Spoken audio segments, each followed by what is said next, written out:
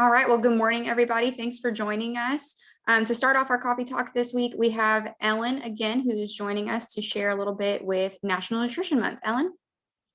Okay, thank you, Rachel. It's great to see everyone again today. I'm really looking forward to next week at Coffee Talk when we can discuss how easy healthy eating can be. But first off, I have a question for you. And how many of you eat maybe while watching TV, maybe while on the computer, maybe getting ready for your day in the morning? I have to put my hand up with that. Maybe even while driving. Okay, Wendy.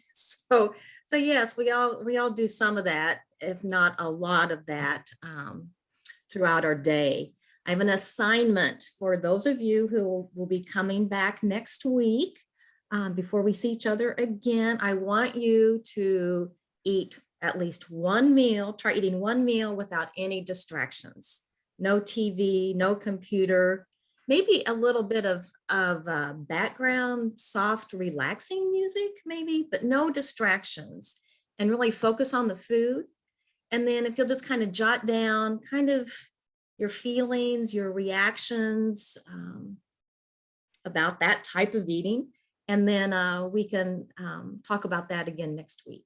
So I do have an assignment for you, Mr. George. I guess for you, I hope that you take me on with that assignment. Okay. All right. Thank you. And I'll see you all next week. Thanks, Ellen. Appreciate it. Thanks, Rachel. Okay. Have a good one. Thanks. You too. All right. Well, we will go ahead and get started with our next presenter. We have Wendy and firefighter Anthony Osborne with the Wilmington Fire Department. They're going to have a presentation for us today, so I will turn it over to them. Do I skip slides? Hey everybody, how are you this morning? I'm Wendy, and this is Ozzy from Wilmington Fire. Good morning. And we have a variety of things to talk to you about today, but most importantly, our focus is going to be on cooking and smoking. Everybody cooks, and Ellen was just talking about how to eat, right? So we know that that's a human need, right? We all have to eat, and most of us have to cook.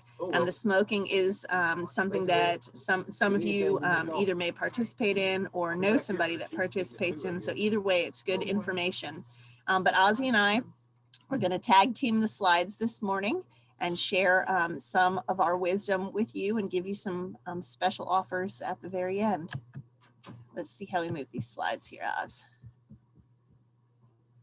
Here we go. Whoops, there we go. All right. So can everybody see our screen? Yes. Okay, good.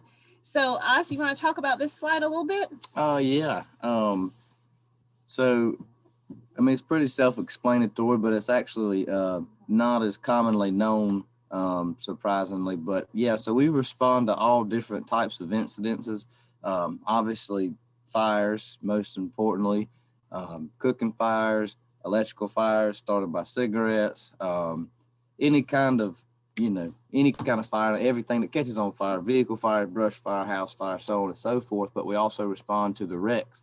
I think we probably all agree that Wilmington as a city don't know how to drive, and there's a lot of wrecks. So we go to rollovers, pin ends, car versus pedestrian, and even on the small wrecks, if there's any kind of spill like gas, diesel, oil, anything like that, we're called out to take care of that. And the medical calls, any kind of emergency medical situation, as you see in that list. So that's the variety of things we run to. Right. So it's important to remember that Wilmington Fire doesn't just respond to fires. These fire stations are positioned in the city to have a super quick response. And occasionally you hear about a fire station moving, one closing and a new one opening. And that's done strategically to make sure that we are close to where the people are, close to where the incidents are, so that we can be fast. And sometimes ambulances are spread way out over the whole county, and it may take them a tiny bit longer to respond than the firefighters. So if you are involved in a car crash, or you have a medical emergency and the Wilmington firefighters show up, be rest assured that you're in really good hands and that they're going to take really good care of you until the next level of care arrives. If that's an ambulance, if you need an ambulance, the firefighters are all EMTs, and they'll be able to treat you carefully until transport gets there. So that's just a little background on Wilmington Fire. Just want to make sure everybody knew that we don't just respond to fire calls. All right, so this is interesting right here. I'm going to try to minimize this so we can see our whole slide. How's that, Oz? That sounds great. Okay, so we believe at Wilmington Fire that prevention is better than cure. If there's any way that we can stop something bad from happening in the community, it means that you're safe, and it also means the firefighters are safe, right? So we believe that that there are lots of ways to do prevention. Sometimes it's education, right? Like this, teaching. Sometimes it's engineering, like having a smoke alarm that has a long life battery in it. Sometimes it's economic incentive that can prevent something bad from happening, like us giving you a free smoke alarm, installing it on your ceiling, making that early warning in case there's a fire happen. So we really focus a lot on prevention because we'd rather prevent something bad from happening than have to deal with it via emergency response. Safer you means also safer firefighters, right? So WFD is pretty well known for a lot of prevention activities like child passenger safety. If you've got a grandbaby or a baby that rides in a car seat or in your car, they need to have by law a car seat that they fit in. And Wilmington Fire has technicians at each of the stations that can help parents and caregivers install child safety seats to help those kids ride safely around our city. Ozzy just said we don't know how to drive in this city, right? So helping the little ones be safe riders. We do public education like fire extinguisher training, teaching hands-only CPR. The fire marshal's office does inspections of businesses and commercial occupancies to make sure the life safety systems in the grocery store, in the hospital, in the doctor's offices, and wherever you shop, that those life safety systems are up and working to prevent any harm to you should there be a fire or another sort of emergency. But did you know about our smoke alarm program? That's probably the most common way that we get out into the community. Smoke alarms prevent harm coming to you in a fire. It doesn't keep a fire from starting, but it keeps you from getting hurt in a fire, prevents you from getting hurt in a fire because it gives you an early warning to get up and get out. Anybody have any thoughts on prevention being better than cure before I change slides? Has anybody heard of our smoke alarm program?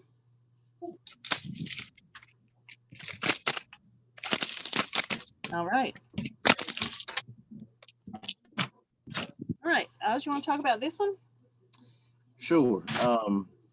So cooking is the number one reason for fires in the home. My phone did it. What was that? Hell yeah. So cooking is the number one reason for house fires. Very commonly do we go, and it's pretty obvious where it started, or very often do we go and it's just a pot on the stove on fire. So it's pretty common because we all do cook, and the number one reason for fatalities in a fire, in a house fire, is smoking. It's also very common that we see someone fall asleep in their recliner or that we're smoking in bed, and thus leads to a fatal fire. So both of those we do see pretty often and statistically, but on the line we see that those statistics do hold up. So it's true. Yeah, cooking fires are definitely the most common cause of fires, not only in Wilmington, but nationally. So that's the reason firefighters most often come to your house when it comes to fire. But it's true what Ozzy said about the deaths. The people think that they're putting their cigarettes out like the last cigarette of the day. They put it out and then they go to bed or fall asleep in their chair or think they've put it out and are awakened in the middle of the night by surprise, a big fire. So smoking does lead to the number one cause of fire fatalities in people's houses. And both of these things are preventable. Prevention is better than cure, right? Absolutely. Yes, ma'am.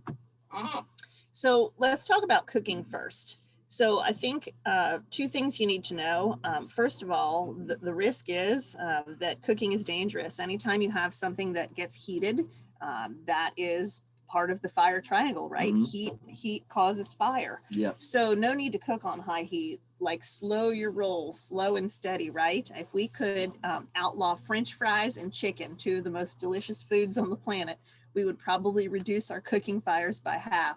But that's because it's high heat that people are cooking on and using those oils and greases, right? Yep. So lower your temperature, lower the temp, and then be attentive. Those are two important things to know when you're cooking.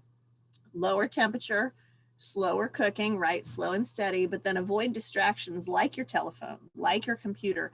Like Ellen was just talking about cooking and or eating, right? With the computer and the TV. Yep. Avoid those distractions and also consider that medicines that you might be taking may make you sleepy. And if we could really avoid anything that's going to distract you, whether that's getting sleepy or being inattentive by the computer, the telephone, or, you know, the knock on the door. Any of those things you can prevent from happening while you're cooking means you're going to have a safer cooking experience, less likely to have a fire. Any thoughts on that, Oz?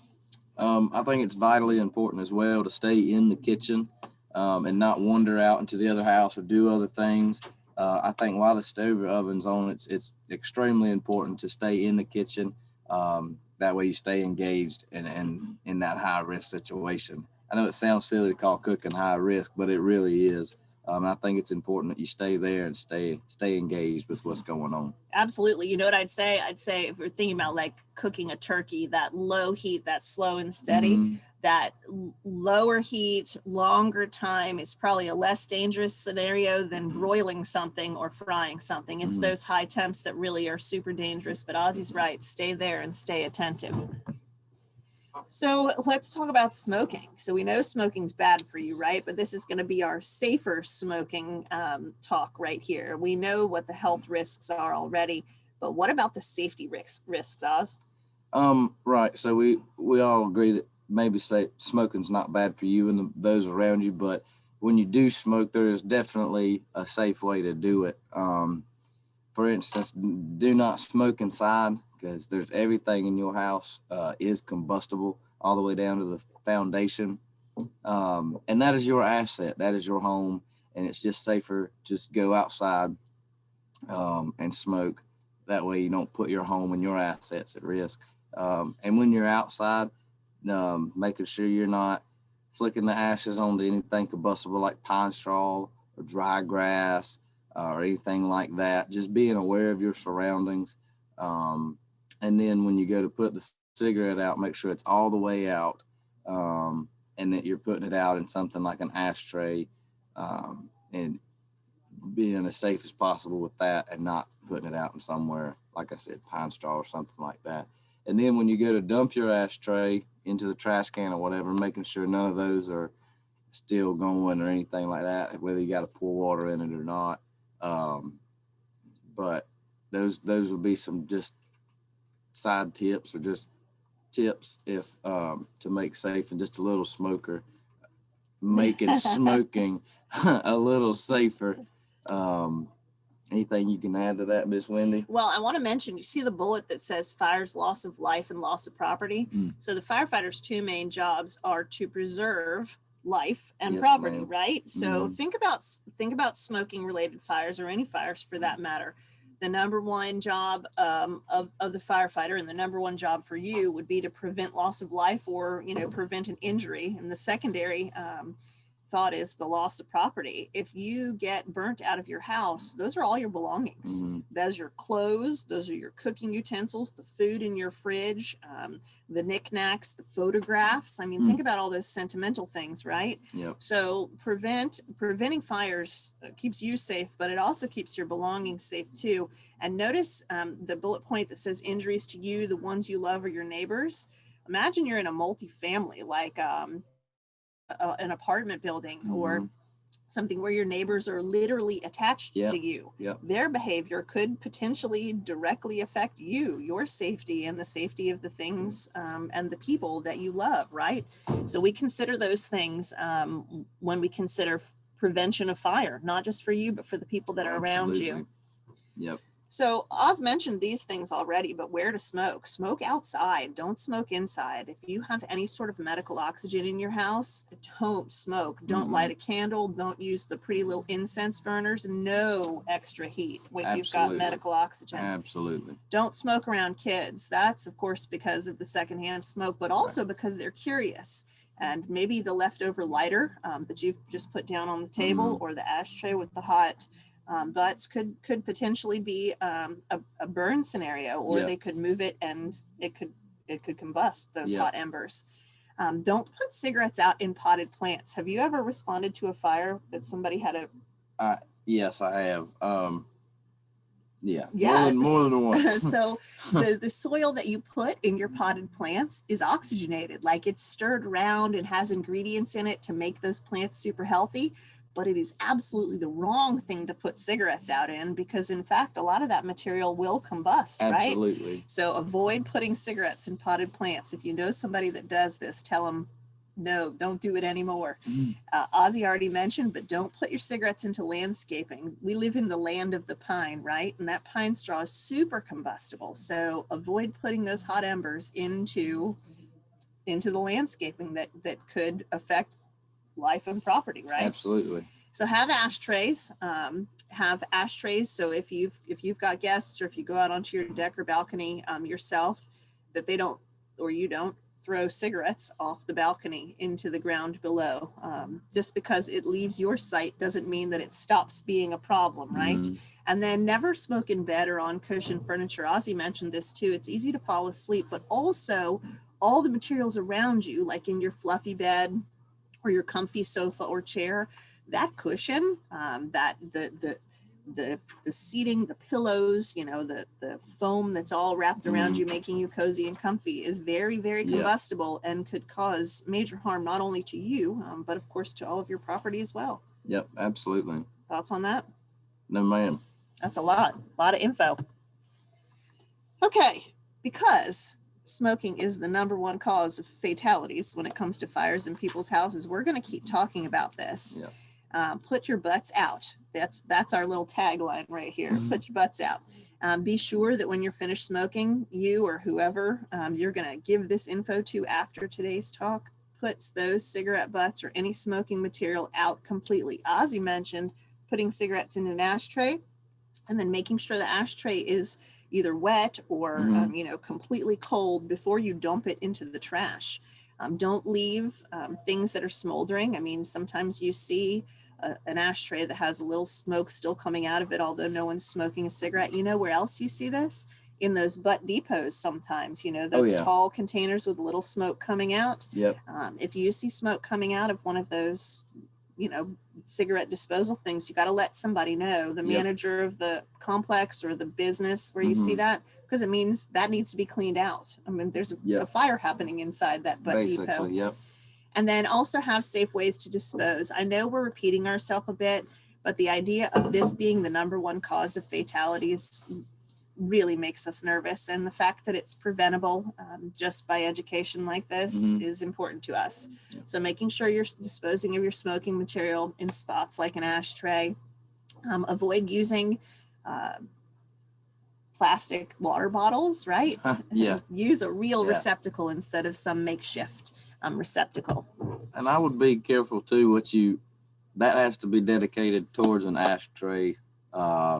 We see commonly that those the cigarette butt depots, a lot of people throw their receipts in them or whatever, or something like that, and then dump a cigarette in it. Or even people at the house will have something in their ashtray that's combustible, and then therefore when they put the cigarette out, there's a fire. So that has to be a dedicated place to completely put your cigarette out, and that's it. Don't put anything combustible around it, because that would defeat the purpose. Can you define combustible? Yes, ma'am. Combustible just means it's able to catch fire. It's readily available or readily has the ability to catch fire, like your clothes, your cushions, your curtains, your carpet. Basically, everything in your house is considered combustible. I don't actually have the definition. No, I think that's perfect. A perfect definition. Yeah. Anything that could catch fire. Okay, so we just talked about combustible things when it comes to smoking, like the receipt being dropped into the ashtray or the butt depot. Think about the kitchen, right? So what's around your cooking area? What could combust around your cooking area? Do you use wooden utensils? Or is there something plastic that could melt, or your paper towels or your dish towels, right? What things are close to your cooking surface that that could combust, that we could remove to prevent any sort of fire from happening? So let's check out this quick review. Smoke outside, put your butts all the way out. And then here's what I'm talking about right now. Know your surroundings. Be careful of your surroundings when you're smoking or cooking, right? What's around your stovetop or your oven that could be combustible? What can you remove to prevent a fire? And then avoid cushions. Don't smoke in bed or on cushiony furniture. And then be awake and alert. Any thoughts about this? No, I think you crushed it. Crushed it. Love it. So here's one way that we're sure we can help you. We can visit. Actually, we can't at this exact moment because of COVID, but very soon we'll be back out in neighborhoods again. But Wilmington Fire is extra careful about people's homes because that's where the dangerous stuff is. We've been talking about cooking and smoking, which both happen at people's houses, right? Absolutely. But there are a lot of other hazards in people's houses as well. Slip and trip and fall hazards, the way you store gasoline, paint, chemicals, right? Poisonings like locking up your medicine or disposing of unused or unneeded medicine at medicine disposal events. A lot of hazards at people's houses. And WFD, free of charge, if we're invited by you, is happy to come and do a quick home safety visit, just to walk around the house with you, look for things that could trip you, look for things that need to be scooted away from the stovetop, just to give you healthy and safe suggestions about how to have a safer home. And we also have smoke alarms that we will install for free. And we don't drop the smoke alarms off for you to install. We install them so that we're sure they're in the right place. We're sure that they're working before we leave, and we're leaving you in a better situation than we found you oftentimes. Absolutely. So if you would love for us to come and help make sure your home environment is a safe one, and that your smoke alarms are working, and that you've reduced all the potential risks and hazards that you can to be in a safe environment, you can reach out to us online. This is the website, wilmingtonnc.gov/fire, and then you click public education. And then you click Working Smoke Alarms Save Lives. And I can show you, we've got this, I think the screen is pulled up behind the one we've got up right now. I can show you what this looks like. But we have an online form, and that's just so we can keep track of who's requesting this, and to kind of double check ourselves to make sure that we're getting to all the homes that do invite us out. I know that this year has been weird with COVID. It's super slow for us when it comes to home safety visits and prevention activities.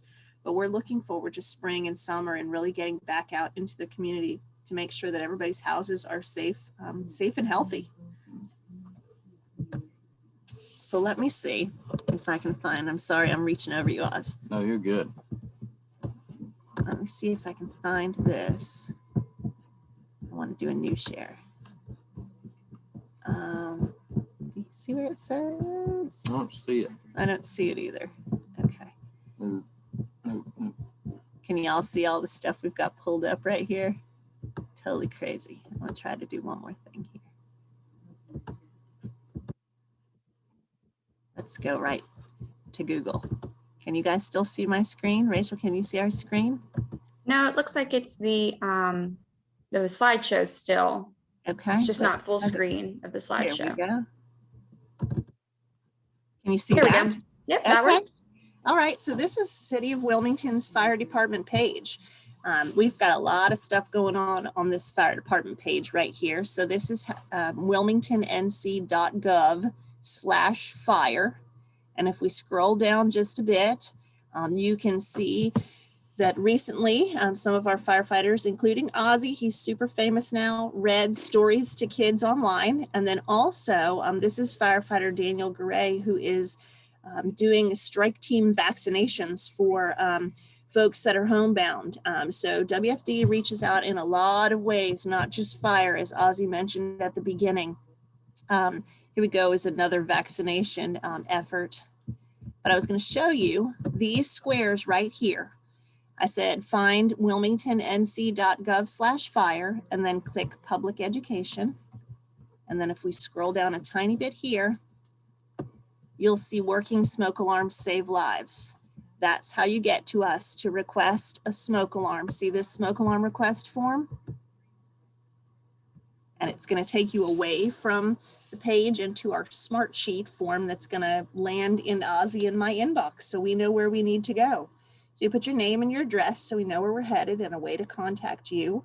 And we'll turn you around pretty quickly, get you all safe and happy. Yep. Any thoughts? Anybody need smoke alarms? Miss Rachel, how are your smoke alarms? You know, I think they're good, but I'm not too sure. So I might have to fill this out myself. There you go. Gonna reach up with a broom handle, or if you're not feeling steady, or if it makes you dizzy to look up, maybe catch a neighbor or a kid or grandkid, right? To come and use a broom handle to push and hold your smoke alarm button for about 5 seconds, and you should hear it sound. It sounds, the regular beep, beep, beep. Yep. And if you don't hear that, that means that you probably need a new smoke alarm. And the same goes for chirping alarms. Have you all ever heard the chirping alarm? That usually means that there's a problem with your battery. It needs to be replaced. And in some cases, you have to replace the whole smoke alarm when you hear that. Ozzy, I don't know if I ever told you this story, but once someone called me and said that they were embarrassed to say they had called the exterminator first. They thought there was a cricket at their house, and the exterminator came and told them that it was the smoke alarm and they should call the fire department instead. Isn't that funny? That is pretty funny. Miss Rachel, do you have questions for us? Well, I do. Does anybody else in the group have any questions for Wendy or Ozzy they'd like to ask? Go for it. Mr. George, you have any questions today?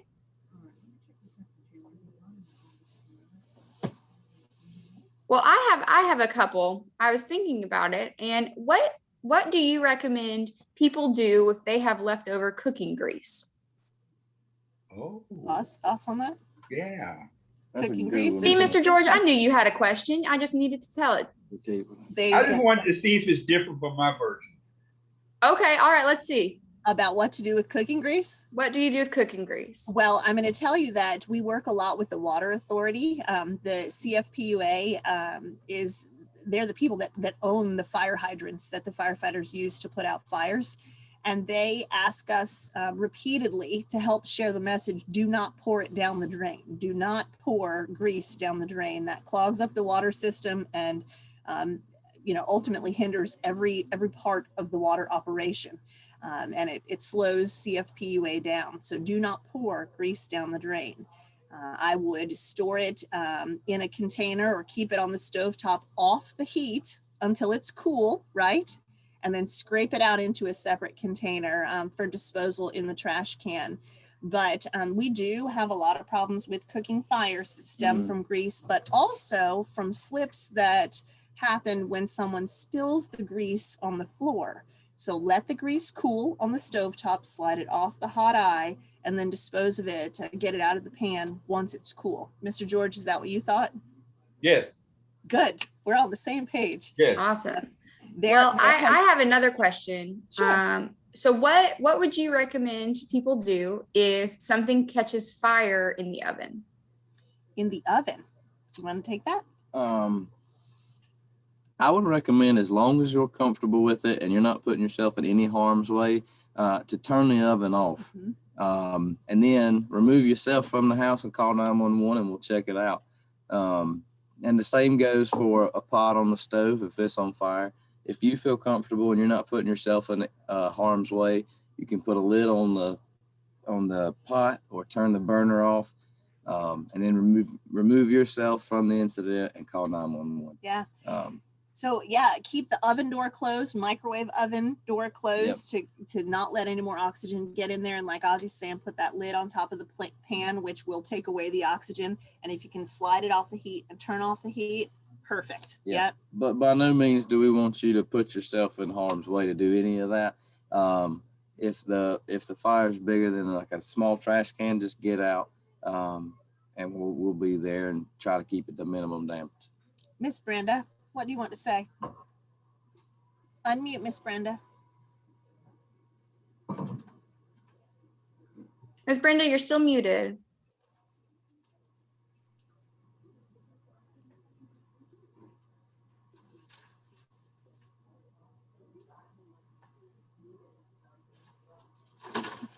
Yeah. I'm There you sorry, go. I didn't realize I was still muted. I had heard that, I was always told that if you have a fire on the stove, like a grease fire or something, if you have baking soda or even salt sometimes, sprinkling that on it can help to put it out if it's just a small one. Is that true, or is that just a wives' tale? Well, I don't know. I've never tried to put out a fire with baking soda or salt, but I also know that where I keep my baking soda and my salt happens to be right above my stovetop. So really, if I'm going to reach up to get those substances, I might be putting myself in harm's way, like Ozzy's telling us to avoid. My answer to that would be it's not NFPA recommended.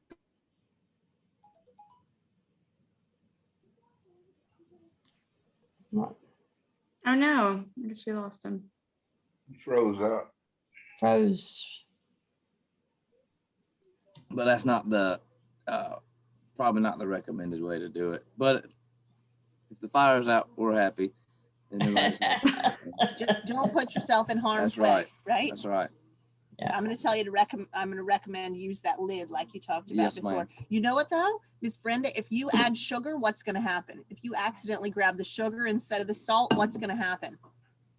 Well, my sugar, I don't know, but my sugar's way over on the other side. My salt's There you right go. by the stove. If you add the wrong white powder, it could combust. Yep. Sugar will melt and catch fire. So I would use the lid and My get out sugar's fast. My sugar's safely in a container on the other side, so I can't mix them up.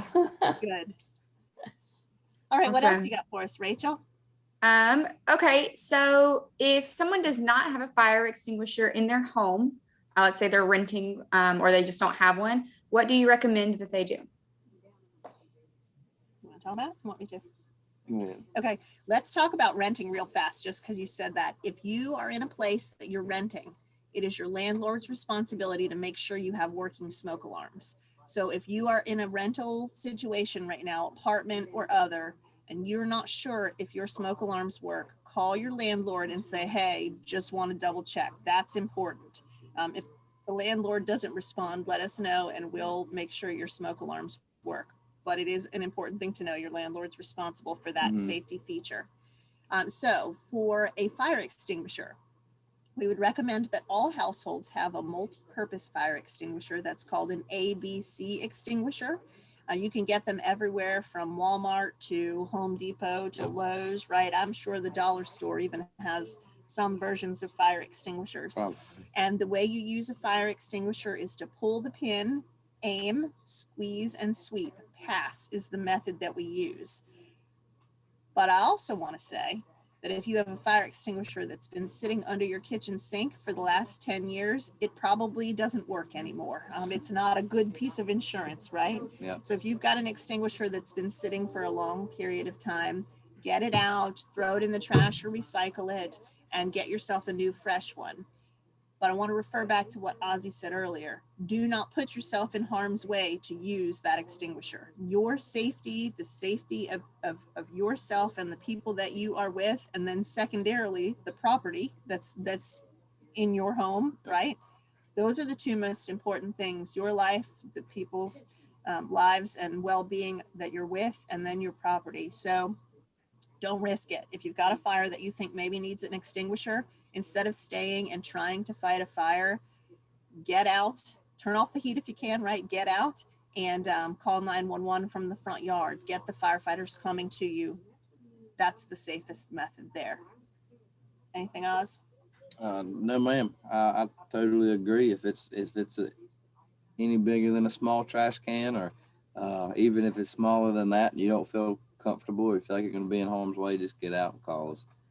Totally agree. What else you got? Awesome. Awesome. Does anybody else have any questions? I have one more, if not. Okay, so my last question, this is something that I was thinking about. What do you recommend to do with old kitchen knives? Old kitchen knives. Old kitchen. These are really good questions. Aren't they good questions? I ain't gonna lie. I've been really thinking hard. Oh, I can tell. So because WFD is all hazard, that means that if you do cut yourself while you're in the kitchen preparing whatever it is, there's a good chance that a WFD fire engine is going to come to you to help you stop the bleeding and wait if you need to be transported, right? Wait for the ambulance to come. So first of all, how would you stop the bleeding if you cut yourself with a knife, Oz?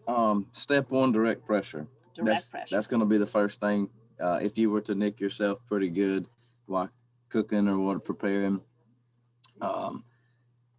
you just either your hand or a paper towel or towel, whatever, but squeeze it, direct pressure, try to get those blood cells to coagulate or start clotting up more or less. So that'd be number one.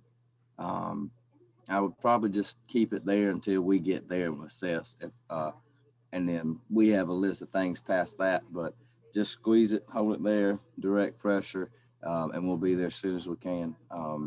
But as far as disposing of the knives, what do we do? What do you think? Oh, I have, So I've been thinking about this question. What if you have new kitchen knives and you want to dispose of the old ones? I would first say, what about like repurposing? Can you take them to the restore? Can somebody else use them? Can there be another way, to reuse or recycle these knives? That would be my first thought. My second thought would be to put things that are sharp, just like you do for needles, right, into a container, a plastic container, like a like your clothes soap, like your Tide or laundry detergent, or maybe the box that the pellets for your dishwasher come in a hard plastic container, and then tape it up and drop the whole thing into the trash can. Because if you think about those knives, Miss Rachel, once they leave you in the trash can and head to the dump, they still are potentially dangerous, right? They could hurt somebody down the line. Absolutely. So put them in a container, much like you do for sharps or needles. Wrap it up with some tape to be sure that they're in there, and then I would toss it if you can't find a way to reduce or reuse or recycle those knives. How's that? That's awesome. That's a great answer. I appreciate it. Does Great, anybody else have anything that they've thought of? Miss Brenda, do your smoke alarms work? Yes, thank you. I'm in a rental property and they check, once or twice a year, and they come around and they're very diligent about that. Good. Nice. That's good. Thank Cheryl, how are your smoke alarms? Miss Vicky?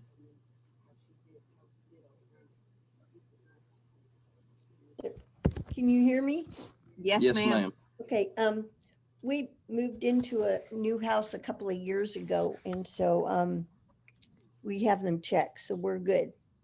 Excellent. Thanks. Good. George, you got working smoke alarms?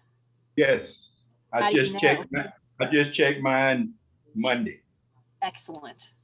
He was preparing for this call. He knew you'd He ask it. was. You're going to start to hear the message soon that it's time to change your clocks with daylight savings, and that's when we encourage you to check the batteries in your smoke alarm.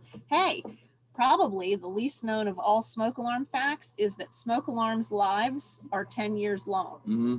So if you have a smoke alarm that's older than 10 years, it's probably time to replace it.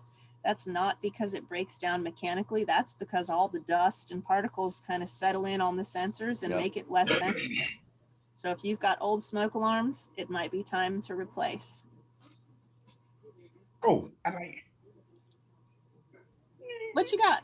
I just wanted to say, and I know this is still on safety and things, but and I know the weather's getting better, but being careful on putting logs in fireplaces and that they rolling out Mm. could be a serious problem because it could catch your carpet on fire, even though you have maybe a safety plate in front of it, but it still could roll out and catch carpet on fire. And if that happens, you got a serious problem.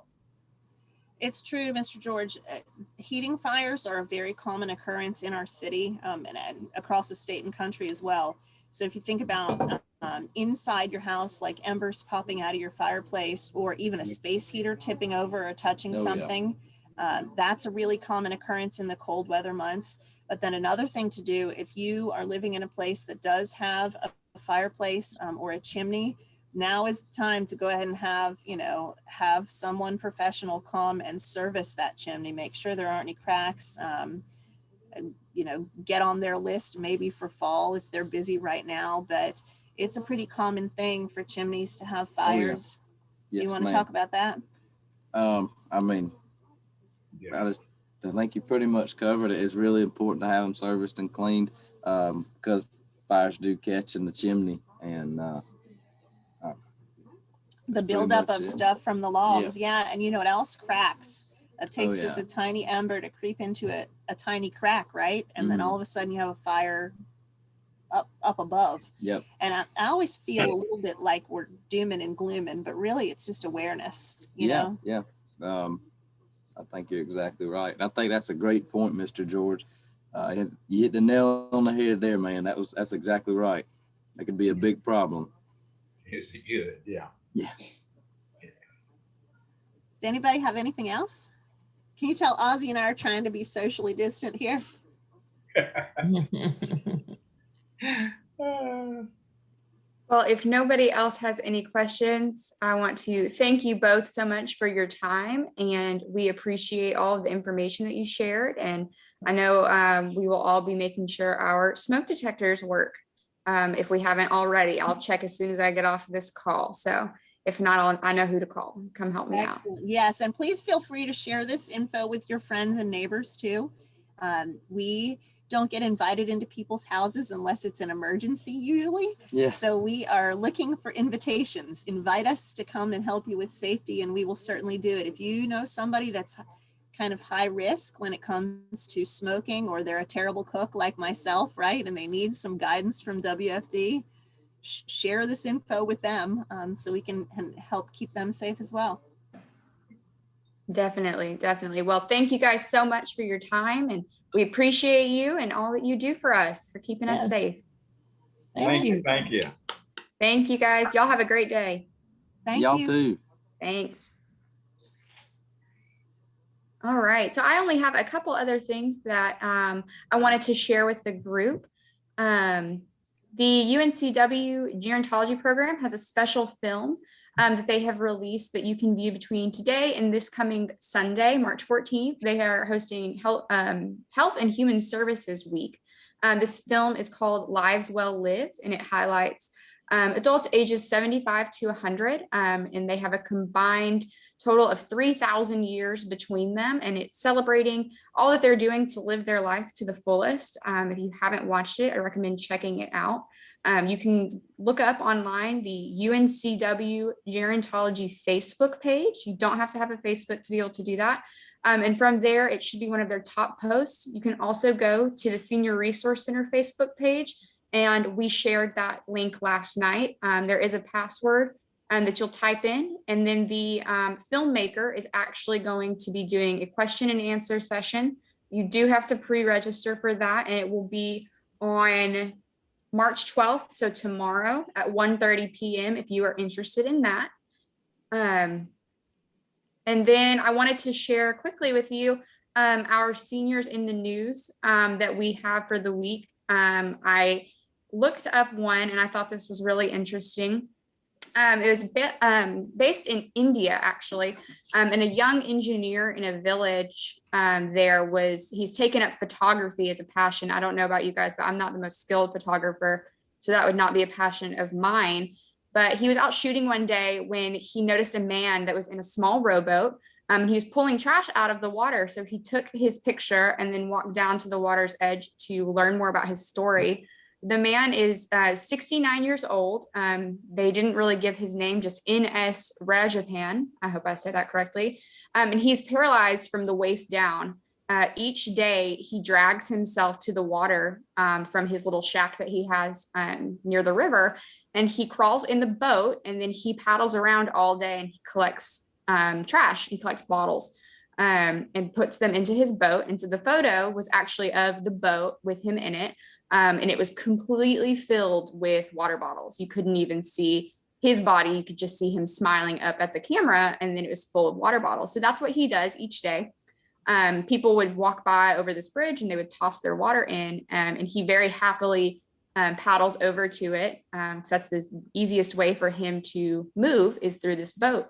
And he collects trash for this village throughout their water. And so the photo actually got shared on social media by the engineer, and it got a lot of attention, the prime minister and people from the village, and they noticed what good deeds he was doing and kind acts of service, and they felt really inspired by that. And so they actually came together to help get him a new shack so that he's not living in one that's kind of run down from storm damage. And they also got him a new boat. So instead of a paddle boat, he actually now has a small motorboat. So his good deeds that he does each day that he enjoyed didn't go unnoticed, and they have now been celebrating this man and hopefully throwing less water bottles in the river. But I thought that was a sweet story, and it just goes to show people are watching even when you don't think that they are.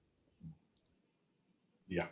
With that, I would love to just take a couple minutes and see if any of you have any input, any suggestions for future speakers that you'd be interested in seeing on Coffee Talks. Now that I've taken Kelly's role in this series, I want to make sure that we're still, serving you guys best and including speakers that you like.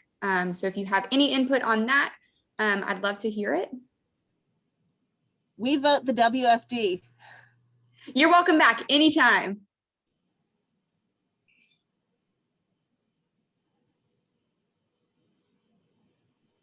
No, well, if you think of anything, let me know next week, and I'm happy to look into it and see, what the possibility of getting those kinds of speakers or information that you're interested in learning more about. But otherwise, I will give you 10 minutes of your day back and end a little early. I'm happy to answer any questions. I know, Mr. George, I know. But if anybody has any questions for me, let me know. I'm happy to stick around as long as you'd like.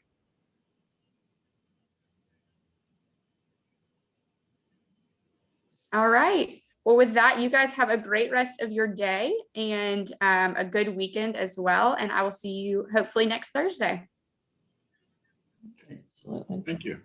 Bye, Enjoy. Mr. George. Yeah. Bye, Miss Brenda. Have a good one. All You righty. too. You It was too. very, very enjoyable meeting today. Yes. Great. Yes, they did a great job. Yes. Better than I could have ever done. Okay.